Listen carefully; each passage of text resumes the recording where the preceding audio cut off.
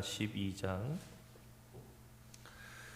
9절로 16절까지 기록된 말씀입니다. 구약성경 583면 열왕기하 12장 9절에서 16절까지 기록된 말씀, 한 절씩 교독으로 받기를 원합니다. 제사장 여호야다가 한 궤를 가져다가 그것의 뚜껑에 구멍을 뚫어 여호와의 전문 어귀 오른쪽 곧 제단 옆에 두매 여호와의 성전에 가져오는 모든 은을 다 문을 지키는 제사장들이 그 궤에 넣더라.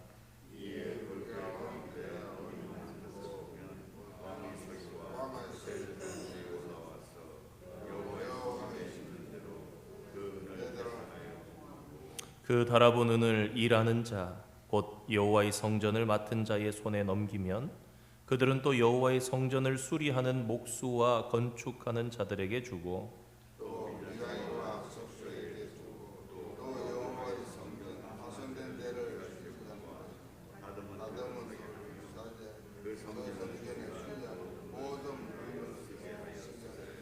여호와의 성전에 드린 그 은으로 그 성전의 은 대접이나 불집게나 주발이나 나팔이나 아무 금그릇이나 은그릇도 만들지 아니하고 그 은을 일하는 자에게 주어 그것으로 여호와의 성전을 수리하게 하였으며 또 그 은을 받아 일하는 일꾼에게 주는 사람들과 회개하지 아니하였으니 이는 그들이 성실히 일을 하였음이라. 속건제의 은과 속죄제의 은은 여호와의 성전에 드리지 아니하고 제사장에게 돌렸더라. 아멘. 오늘 본문의 마지막 16절 말씀입니다. 속건제의 은과 속죄제의 은은 여호와의 성전에 드리지 아니하고 제사장에게 돌렸더라. 같은 12장에 속하기는 하지만 이 16절까지의 말씀과 17절 이후로의 말씀은 그 주제가 다릅니다. 전혀 다른 주제를 다루고 있다는 것을 읽어보시면 아시게 되십니다.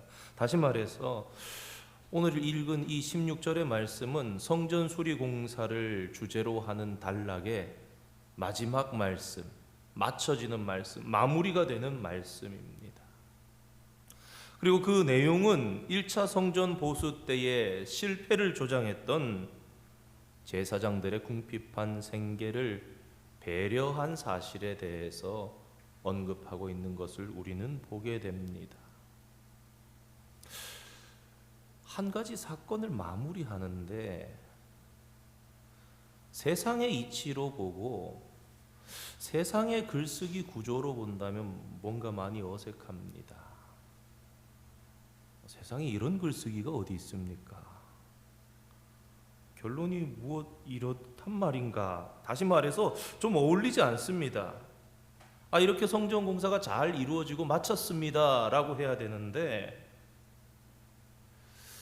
맞지 않아 보인다라는 것이죠.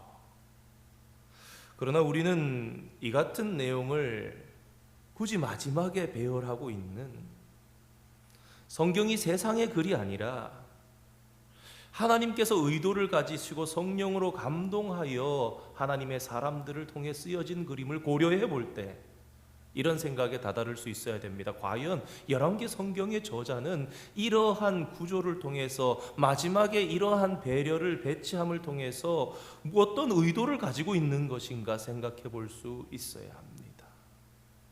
사실 15절 말씀과 16절 말씀이 결론부라고 생각할 수 있습니다.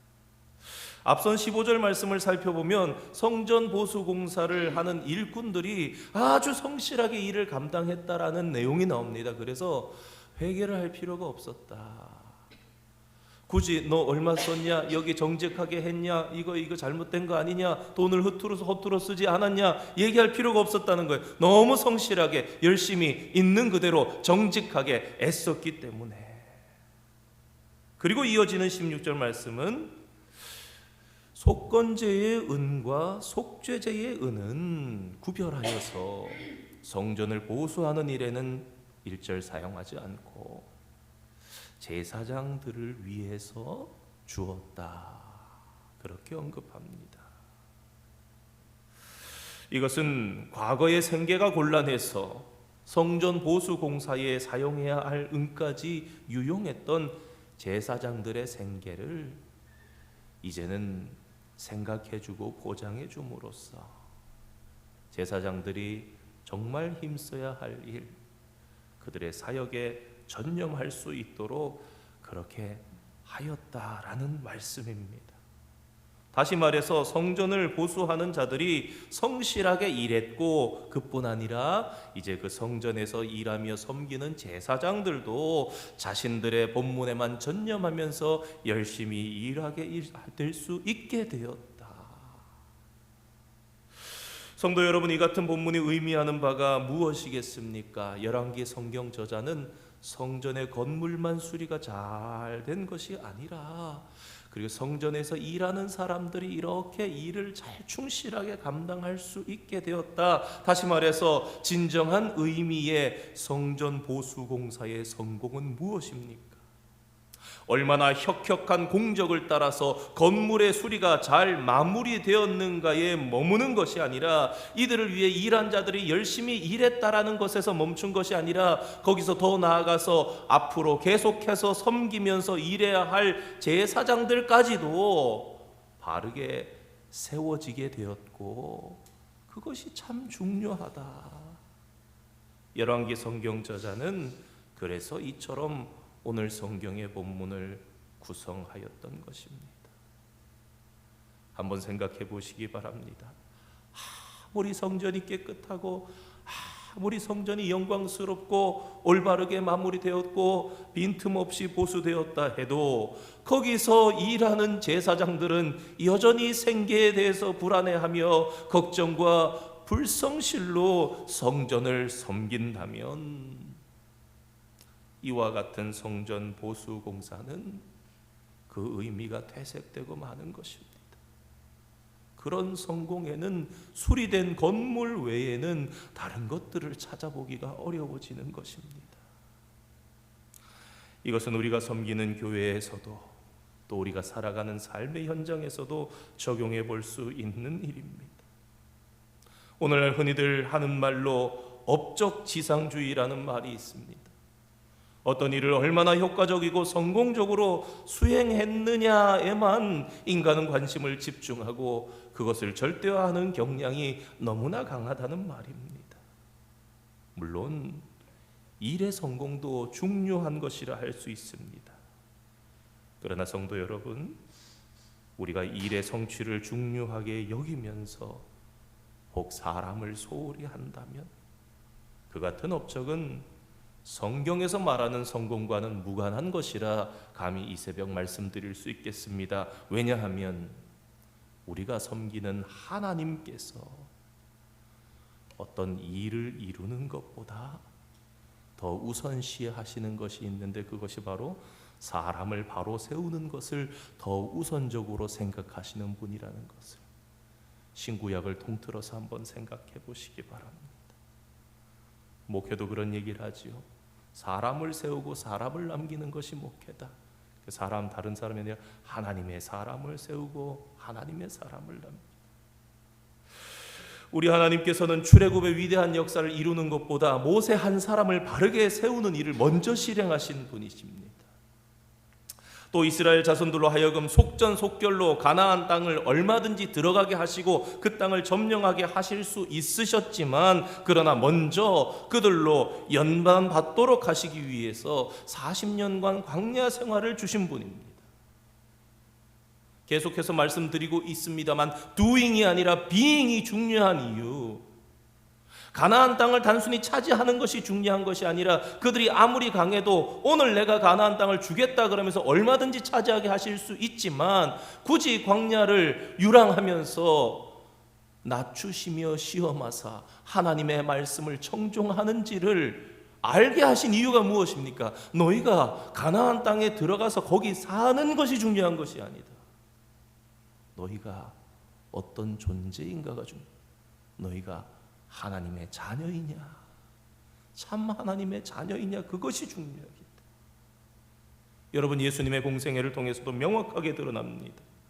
우리 예수님께서는 얼마든지 더 나은 사람들을 만나고 얼마든지 인간적으로 볼 때는 더 훌륭한 업적들을 이루실 수도 있었습니다. 그러나 우리 주님께서 2000년 전 이 땅에서 가장 심려를 기울여서 행하신 일이 무엇이었습니까? 잘 알아듣지도 못하는 것 같은 12명의 제자들을 끝까지 사랑하시며 훈련시키시면서 그들을 바르게 세우신 일을 하셨습니다. 물론 우리가 맡은 사명, 감당해야 할 일들에 대해서 심려를 기울이며 최선을 다해 좋은 결과를 남기도록 노력해야 할 것입니다. 하지만 만일 우리 주변에 있는 사람들을 혹 우리 자신의 업적을 위해서 이용하거나 이를 이루는 과정에서 일만 생각하고 사람을 소홀히 한다면 그 같은 업적은 이기적인 바벨탑을 쌓는 일에 지나지 않을 것입니다. 골로새서 1장 28절 말씀입니다. 우리가 그를 전파하여 각 사람을 권하고 모든 지혜로 각 사람을 가르침은 각 사람을 그리스도 안에서 완전한 자로 세우려 함이니 말씀하였습니다. 그러므로 성도 여러분, 우리에게 무슨 일이 맡겨지든지 그 일을 성실하고 지혜롭게 감당하시는 사람들이 되시기를 바랍니다. 그리고 거기서 더해서 일을 이룩함에 있어서 우리뿐 아니라 함께 모든 사람들을 바르게 세워갈 수 있는 그런 지혜롭고 축복된 성도가 되시기를 이 새벽 주님의 이름으로 축원드립니다. 함께 기도하겠습니다. 거룩하신 하나님, 지난밤도 주님의 은총 속에 눈동자같이 저희들을 지켜주시고 하루를 시작하는 이른 새벽 은혜 가운데 일어나 가장 먼저 하나님을 향하여 우리의 마음과 생각이 달리게 하시니 감사드립니다. 새벽마다 구별하여 드리는 성도들의 새벽 제단을 하나님 기쁘게 받아주시고 하루하루를 감당할 수 있는 하늘 만나를 내려 주시옵소서. 세상의 것으로 채우려 하는 어리석은 마음 품지 않게 하여 주시고 눈에 보이는 양식이 아니라 오직 하늘 양식을 통해서만 우리의 배고픔이 해갈을 얻고 진정한 힘과 보람을 얻게 되는 것을 잊지 아니하게 하여 주시옵소서. 오늘도 하나님의 진리의 말씀을 대하게 하시니 감사드립니다. 성전 보수 공사를 마치면서 열왕기 성경의 저자가 왜 제사장들의 살 길을 보장한 일을 가장 마지막에 기록하였는지 그 속에서 하나님의 마음을 잠시 헤아려 보았습니다. 하나님께서는 단지 눈에 보이는 성전 건물을 아름답게 보수하시는데 마음을 두신 것이 아니라 더 중요한 것은 그곳에서 봉사하고 헌신한 자들도 중요하다는 것을, 그리고 그렇게 함을 통해서 온 성도들과 온 백성들과 함께 예배하는 예배 공동체로서의 이스라엘이 바로 서야 나라가 바로 서는 것임을 보여주셨습니다. 하나님, 세상의 성공지상주의적 생각에 물들어 오늘 저희들의 모습 속에 진정 중요하게 여기고 힘써야 할 것들을 놓치고 있지는 않았는지요.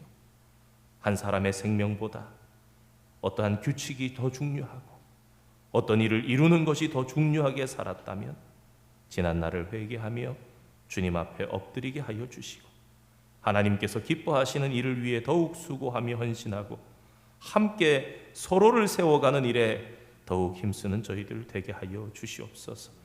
하나님, 오늘날 세계가 무너져 내리는 것만 같습니다. 기근과 지진으로, 전쟁으로 여러 곳이 어려움을 당하고 있습니다. 허리케인으로 삶의 자리를 잃어버리고 전쟁으로 피난을 떠나고 어지러운 가운데 정치도 혼란하여 사람들은 마음 둘 곳을 찾기 어렵습니다. 경제도 좋지 않아질 것이라는 전망 속에 그야말로 한 치 앞도 알 수 없는 뿌연 안개 같은 속을 헤매고 있는 인생 같습니다.